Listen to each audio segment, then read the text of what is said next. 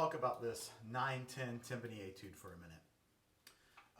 The first thing that sticks out to me, you got Forte accents, but you have this 8th note triplet and then followed by a dotted 16th to 32nd pattern. You've really got to make sure that you don't, tripletize the dotted 16th to 32nd. You got to think 20 into 2, right, up, down. It's really common to go triplet on accident. So making sure that you have those two passages clearly different. So, right, instead of triplet, right, we want to go. Okay. Roll down, decrescendo to the piano. Make sure we're soft, but not so soft that we can't get any softer, because later on we got a pianissimo coming. Okay. Measure 3, you've got a crescendo to mezzo forte, so make sure that's decidedly under the forte that you just started with. Nice medium volume. Then you've got that dotted 16th to 32nd pattern again. So make sure that you're thinking 32nd notes when you play that. Subito forte pretty much coming up here at measure 4. So we got to make sure these 16th notes leading up to it aren't too loud, and then you're just suddenly loud. If you want to add a little bit of space after that first accent on the roll, you can. And then getting all the way down to pianissimo. Okay, I'm interpreting everything that is not tied as a separated roll. Watch the ties in measure 6. Just make sure 1 E and a, 3 E and a, big crescendo there up to forte. Then you got your forte piano roll. The way I like to do a forte piano roll, and this happens twice in this etude, I like to hit it, let it ring for a second, and then come back in at a soft dynamic and crescendo. Something like this.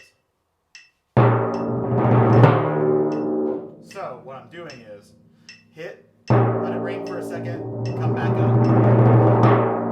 Right? You don't want to immediately re-attack it because you're kind of choking off the sound of the drum a little bit. So into our forte there to end the phrase. The forte piano, I actually have it 3 times in this etude. Here, make sure you hit, come back up, and then come back down. Mute before the fast section. So getting into the fast section, I'm kind of picking and choosing. Typically, I do like to mute all rests if possible. I'm kind of picking and choosing because some of them are a little tricky in this etude. You're welcome to mute every rest if you have the dexterity for it. But from a phrase standpoint, measure 10 and then later on in measure 15, I chose not to mute just because I felt like it kind of supported the phrase better. It's just a little tricky to get it to kind of mute a little bit. So we come in here, accent and mezzo forte, so I'm going to equate that to basically forte, one dynamic above. And then I'm going to come below mezzo and crescendo back up only to mezzo forte.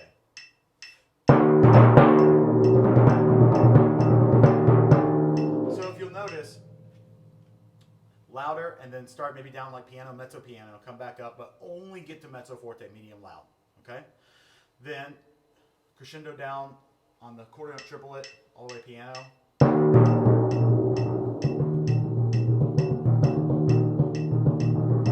So that phrase, if you were to mute it,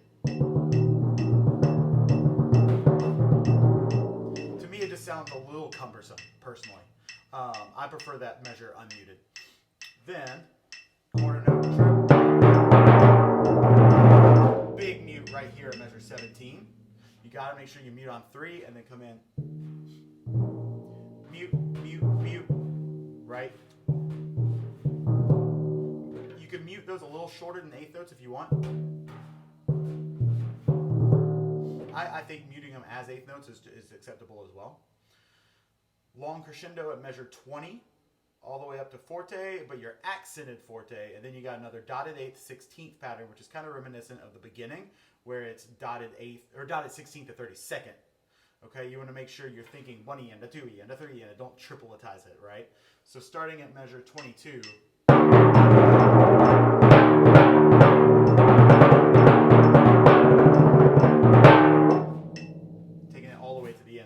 couple things to look at the last line here. We just talked about the dotted eighth, the 32nd, or dotted eighth, the 16th. My apologies. Then you go slightly under. A lot of these crescendos where they don't really tell you where you're starting from, or you kind of implying where you're starting from. I like to go under the dynamic a little bit and then crescendo back up, just to give it a little extra sense of building. Watch out for that rhythm at 24, 1 EM, 2 EM, 4, and then tide roll over the bar line.